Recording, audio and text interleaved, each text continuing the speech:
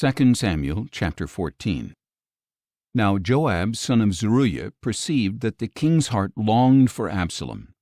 So Joab sent to Tekoa to bring a wise woman from there. He told her, "Please pretend to be a mourner. Put on clothes for mourning and do not anoint yourself with oil.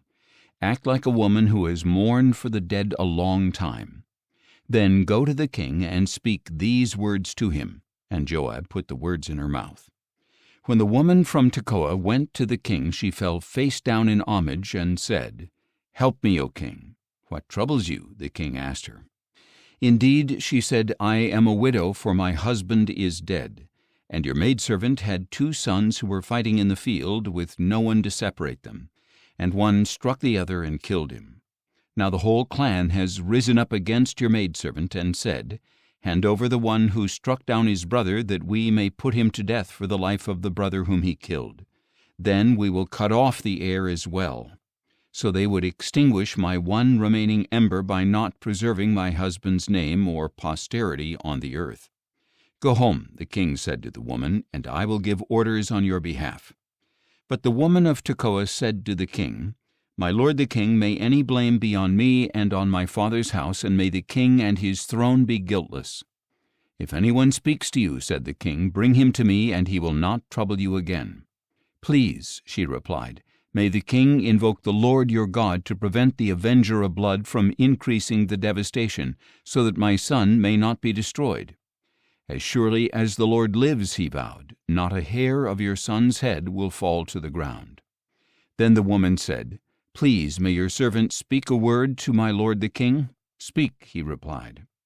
The woman asked, "Why have you devised a thing like this against the people of God?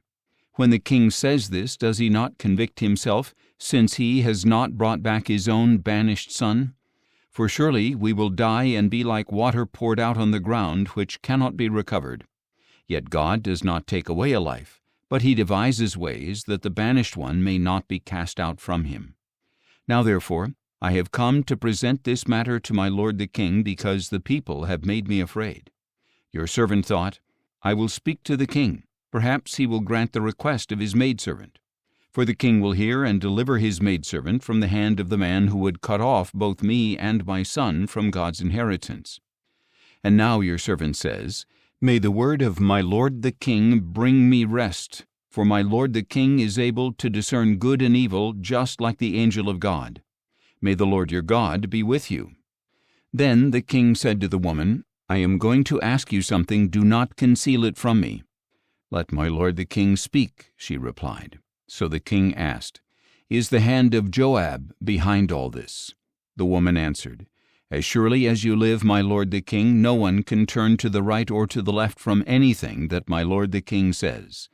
Yes, your servant Joab is the one who gave me orders. He told your maidservant exactly what to say. Joab your servant has done this to bring about this change of affairs, but my lord has wisdom like the wisdom of the angel of God to know everything that happens in the land." Then the king said to Joab, "I hereby grant this request. Go bring back the young man Absalom." Joab fell face down in homage and blessed the king. "Today," said Joab, "your servant knows that he has found favor with you, my lord the king, because the king has granted his request." So Joab got up, went to Geshur, and brought Absalom to Jerusalem. But the king added, "He may return to his house, but he must not see my face." So Absalom returned to his own house, but he did not see the king. Now there was not a man in all Israel as handsome and highly praised as Absalom. From the sole of his foot to the top of his head he did not have a single flaw.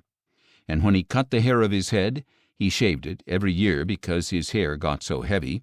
He would weigh it out to be 200 shekels according to the royal standard. 3 sons were born to Absalom, and a daughter named Tamar, who was a beautiful woman. Now Absalom lived in Jerusalem 2 years without seeing the face of the king. Then he sent for Joab to send him to the king, but Joab refused to come to him. So Absalom sent a second time, but Joab still would not come. Then Absalom said to his servants, "Look, Joab's field is next to mine, and he has barley there. Go and set it on fire." And Absalom's servants set the field on fire. Then Joab came to Absalom's house and demanded, Why did your servants set my field on fire?" "Look," said Absalom, "I sent for you and said, 'Come here, I want to send you to the king to ask, why have I come back from Geshur? It would be better for me if I were still there.